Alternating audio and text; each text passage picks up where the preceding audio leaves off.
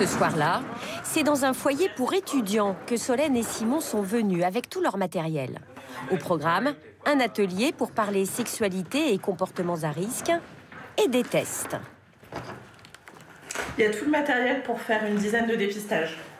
Des dépistages rapides d'hépatite et du VIH pour les jeunes qui le souhaitent. Une première pour Gilliane. Pendant le Covid, il n'y a pas eu trop d'activité de manière générale, donc pas forcément de raison de se faire dépister. Ce coup d'arrêt lié au Covid, c'est justement ce qui inquiète les associations. Pendant 2 ans, Solène a dû annuler 70% des interventions dans les écoles. Confinement et couvre-feu ont fait chuter les dépistages. Les derniers chiffres disent qu'en 2020, il y a une baisse de 14% des dépistages par rapport à l'année 2019, donc du coup avant le Covid. Concrètement, 650 000 tests n'ont pas été effectués, d'où la crainte d'un rebond d'une épidémie de sida qui commençait à se stabiliser. Aujourd'hui, on sait par exemple qu'en France, on a environ 23 000 personnes qui ne connaissent pas leur séropositivité, donc elles n'ont pas accès au traitement qui leur permettrait de rester en bonne santé. Et elles risquent aussi de contaminer d'autres personnes. Donc voilà, c'est l'épidémie qui se poursuit.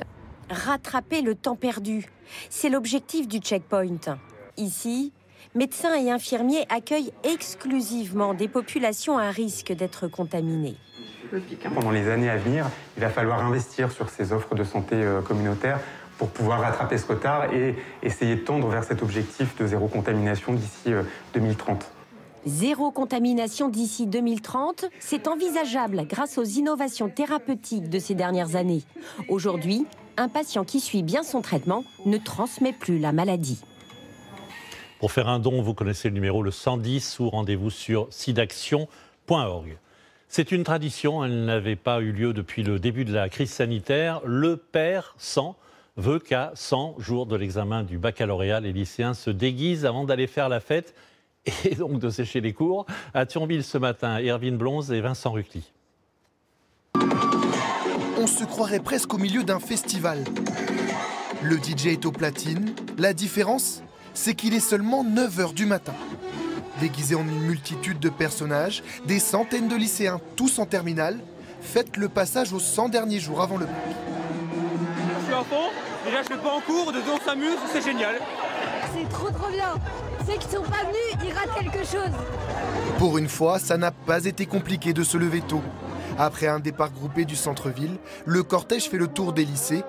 L'idée, c'est aussi de narguer un peu les camarades restés en classe. C'est qu'une seule journée, c'est rien. Je vais tout rattraper. On attend ça depuis la 6e et c'est enfin notre tour et c'est très bien. Le Persan existe depuis plus de 30 ans et à Thionville, chaque année, la ville et ses habitants s'arrêtent pour observer le cortège. C'est sympa, moi je trouve. Hein, ils sont encadrés, c'est mieux que s'ils faisaient un peu n'importe quoi dans la rue. Ceux trop âgés pour y participer mon fils. sont quand même venus pour immortaliser l'événement et se rappeler de vieux souvenirs. Quand j'étais jeune, on s'est amusé pareil. Moi, j'étais déguisée en gothique à l'époque, donc ça remonte. Hein. Je suis plus toute jeune, donc ça remonte. L'événement sous escorte policière est toléré, mais il ne dispense pas les élèves de cours. Beaucoup ont pourtant préféré faire la fête. Les révisions du bac, ça sera pour plus tard. On va quand même travailler, mais ensuite on va pas s'y prendre le dernier jour. On devra quand même se préparer 2 semaines à l'avance, minimum. 17 de moyenne, j'ai pas trop besoin de m'inquiéter. Attention quand même à l'excès de confiance. L'examen commence dans moins de 3 mois, le 15 juin, avec l'épreuve de philosophie.